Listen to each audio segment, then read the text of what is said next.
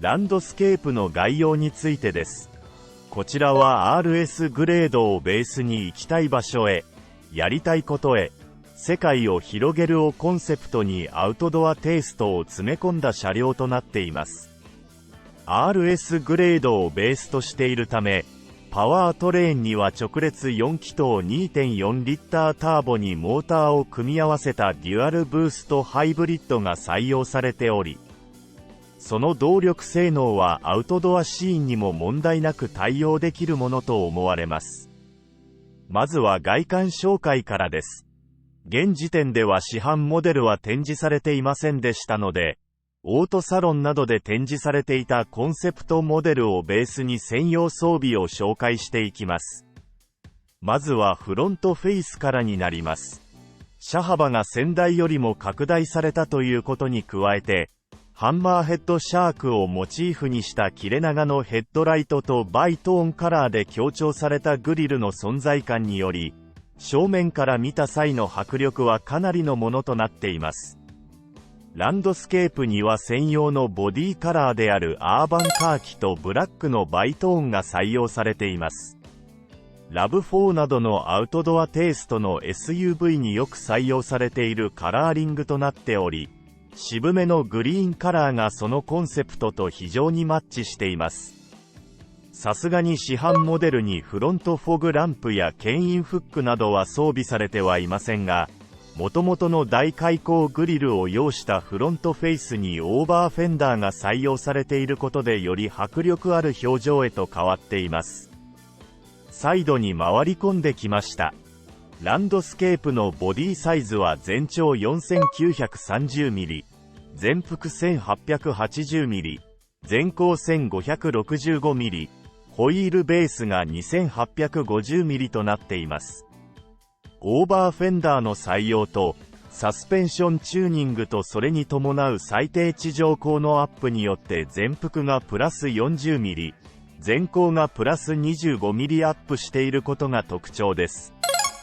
サイドのフォルムに関しては体型タイヤを中心に高級感というよりも筋肉質なフォルムが形成されているのが特徴的です。特に印象的なのが、C ピラー付近のフェンダーの盛り上がりであり、ウィンドウのラインがフェンダー付近で盛り上がってルーフのラインと合流するような処理をされていることでボディサイドにエッジなどは入っていませんが自然とボリューム感が強調されたデザインとなっています。サイドにおける特別装備としてはこの車両の力強さを強調するオーバーフェンダーであり、ボディの全幅アップでワイド感を強調するだけでなく、あえて凹凸のあるマットなブラック塗装となっていることで車両にワイルドさを付与する演出もなされています。また、足回りに関してもこちらの画像のように専用デザインのホイールとオールテレインタイヤの採用、また、クラウンのロボ付きのマットガードの採用により、ベース車と全く異なる見た目となっています。さらにオプションとなりますが、ルーフにシステムキャリアを取り付け可能となっており、コンセプトカーのようにルーフの上に荷物を積載することも可能となります。オートサロンで見た際はまさか市販化されるとは思っていませんでしたが、クラウンらしくアウトドアテイストにおいても細部へのきめ細やかな装備が満載となっています。リアに回り込んできました。バイトーンカラーの場合、リア部分がほとんどブラックのカラーリングとなっており、このブラックの部分がボディのサイドまで回り込んでいることでボディの両端がブラックアウトし、どっしり感が強調されていることがわかります。また、なだらかに落ち込んでいるルーフのラインと比較するとかなりボディの両端が拡大されていることがリアからのシルエットからもよくわかります。このあたりに従来のクラウンのサイズ感では得られなかった車幅拡大の効果が現れていることと思います。リア周りの特別装備としてはリアフォグランプとトーイングヒッチになります。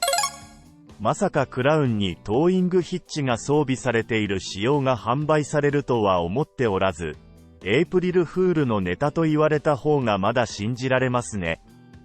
このトーイングヒッチでは 750kg までの牽引力があり、その能力もしっかりと保証されています。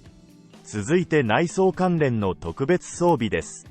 クラウンの通常モデルのトランク容量はこのようになっており、もともと荷室容量としては必要十分な容量が担保されていましたが、アウトドアの趣味に適した容量かといえば、そうではなかったかもしれませんが、このランドスケープではその不満が解消されており、4対6の分割可動が可能となっていることで、サーフボードなどの長尺ものの搭載も可能となるよう改善がなされています。特別使用者とはいえ、この装備の採用は驚きであり、この車両に対する気合の入りようが伺えます。正直なところ、まだ発売されていないエステートとの住み分けが若干心配となりますが、現行クラウンのバリエーションの豊富さには驚きです。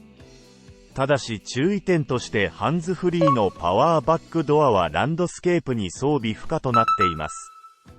運転席、後席周りの装備に関しては RS グレード相当の装備が中心となっていますので、そちらの車両をベースに紹介していきます。ドアの内張りに関してはご覧の通りとなっており、ほぼ全面がソフトパッドで覆われており、またドアの持ち手部分に関してはこちらは通常の RS グレードであるためイエローブラウンの素材が用いられていますが、ランドスケープの場合は専用色であるブラック基調のブラックラスターが採用されています。ドアノブに関してもしっかり塗装がされており、下部に関してはハードプラが使用されておりましたが、ドリンクホルダーもあり、機能性が担保されています。また、今回のクラウンでは木目調といったオーナメントなどが選択肢として用意されておらず、ご覧の樹脂パーツで大部分が構成されていますが、実物を見るとサラサラとして食感であり、動画では伝わりづらいですが、ラメ状の光沢を放っており、決して質感が低いようには感じませんでした。注意点としてはハンドアを防止するイージークローザーの機能がランドスケープに関しては前席、後席ともに装備不可となっています。乗り込む際にも車高アップ分の効果が見受けられ、通常セダンの場合は腰をかがめながら乗り込むイメージですが、適度に車高を上げられていることで自然な姿勢のまま乗り込むことができ、乗降性はかなり改善しているように感じました。ハンドルはクラウン専用のものとなっており、ドアの内張りに見られたゴールドの装飾が与えられています。こちらの装飾も高級感というよりも先進感を与えてくれる印象となっています。ボタン配置としては左側がディスプレイの操作系、右側に運転支援系のボタンがまとめられています。また、今回の車両が RS グレードであるため、パドルシフトが備え付けられていることが特徴であり、RS グレードがベースのランドスケープにも同様にパドルシフトが備え付けられています。メーターに関しては先代から大きな進化を遂げており、全面液晶メーターとなっており、ご覧の通り、数ある選択肢が用意されていることに加えて、地図画面を表示できるなど情報表示量がかなり改善されております。このメータ内の情報表示量の拡大に加えてヘッドアップディスプレイによる情報表示を併用することで視線をそらさずに運転に必要な情報を読み取ることができます。ここで注意点ですが、クラウンクロスオーバーには、先行車との車間を一定に保つレーダークルーズコントロールやハンドル支援といった最新の予防安全系の装備が搭載されていますが、ランドスケープには緊急時操舵支援機能やレーンチェンジアシストが装備不可となっており、それに加えて渋滞時運転支援や駐車支援機能であるアドバンスドパーク機能が RS グレードベースにもかかわらず装備不可となっています。オプション装備も不可であり、アウトドアの趣味の場合、必然的に長距離運転を行う機会が増えることとなるかと思いますので、運転支援装備が不足している点は残念なところです。その左側には 12.3 インチの横長のナビが設置されており、こちらに関してはグレードにかかわらず、このサイズのナビが備え付けられており、センサー感度も優れていてぬるぬる動いてくれます。またサイズは大きいですが、横長であるため、運転中の両線と被ることなく視界が確保されているのがいい図かと思います。運転席からの目線はこのようになっており、ランドスケープの場合は車高が25ミリアップしているため、より良好な視界が確保されているものと思われます。また、ランドスケープの場合は、専用マークがパネルに刻印されていることで所有満足度を高めてくれます。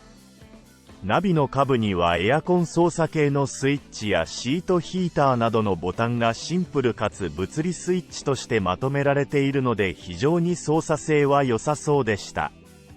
センタートンネルには少し珍しい縦置き型の置くだけ充電器が備え付けられています。典型的な横置き充電とは違い、走行時に滑り落ちる心配がないため、いい装備ではないかと思います。その後ろにはこれまでと同様の加色が施された小ぶりの電子シフトノブがあり、非常にスマートな印象です。その後ろには、ドライブモードセレクトスイッチなどが配置されており、その横にはドリンクホルダーが縦に2つ、USB ポートが2つ備え付けられています。このセンタートンネルに関してもウィンドウパネルと同様の素材が使われていますが、こちらに関してもサラサラとした樹脂が使われており、ラメ状の光沢を持った素材であるため、コストカットというよりも今回のクロスオーバーというコンセプトにマッチした素材選びの結果であると思います。アームレスト内の収納も十分あり、両開きするタイプで使い勝手が良さそうでした。シート形状はご覧の通りとなっており、サイドの張り出しもしっかりしており、包み込んでくれる形のシートであったため、長距離移動においても快適性は高そうに感じました。今回のクロスオーバー系では全てのグレード共通のシート形状となっているため、この車系自体がスポーティシートにマッチしたコンセプトの車両であることがシート形状からもわかります。続いて後席に乗り込んでいきます。後席のドア内張りに関しても前席同様の質感が担保されており、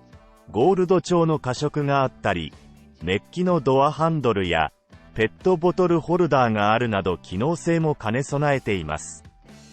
乗り込む際の印象として、ルーフがなだらかに落ち込んでいる形状でしたが、後席部分の頭上スペースは確保されており、前席同様、乗降性はかなりいいものとなっています。乗り込んでみると足元スペースとしては身長170センチの私の場合、手のひら1枚分くらい入り、足が組めるほどのスペースがありました。頭上スペースとしても十分余裕があったので、スポーティーなデザインと居住性がうまく両立できているように感じます。注意点ですが、ベースである RS グレードではムーンルーフの装備が可能ですが、ランドスケープにはおそらくルーフキャリア装備可能な都合上、装備不可となっていますので注意です。快適性に関して言うとサイドのウィンドウに関してもボディ形状に反してほぼ四角に切り取られていることで視界も良好であることがよくわかります。センタートンネルに関しては電気的な 4WD なのでプロペラシャフトが必要ないはずですが、大きく盛り上がっているため、5人乗車には不向きなところが少し残念です。センターアームレストにはエアコン操作やシートヒーターの操作スイッチなどが集約されていますが、ランドスケープの場合は装備されていません。後席のシート形状に関してもヘッドレストの形状が工夫されていたり、前席同様サイドの張り出しが大きめになっていたりと包み込む形のシートが後席でも再現されていたので長距離移動においても快適に過ごせそうな印象でした。注意点としてはランドスケープの場合、6対4の分割可動式となっているため、後席シートの電動リクライニング機能は装備されていません。こちらは致し方ないことかと思います。以上がランドスケープの特別装備及び注意点であり、外観中心にコンセプトにのっとった特別装備が与えられており、一つ一つの装備にこだわりが詰まった装備となっており、この特別使用者へのこだわりをひしひしと感じるものとなっていました。最後の注意点ですが、これら専用装備満載のためか、こちらのランドスケープは期間限定モデルとなっており、24年12月生産終了予定ですので、気になる方は早めにディーラーに相談すべきかと思います。今回の動画の内容は以上となります。このチャンネルでは他にも新型車の情報や愛車のスープラ関連の DIY 情報の発信を毎週行っております。また、ブログも運営しており、そちらでも自動車関連情報を発信しておりますので、概要欄のリンクからぜひご覧ください。これからも自動車好きの方の参考となる情報を発信していくよう努めてまいりますので、動画の高評価とチャンネル登録のほどよろしくお願いいたします。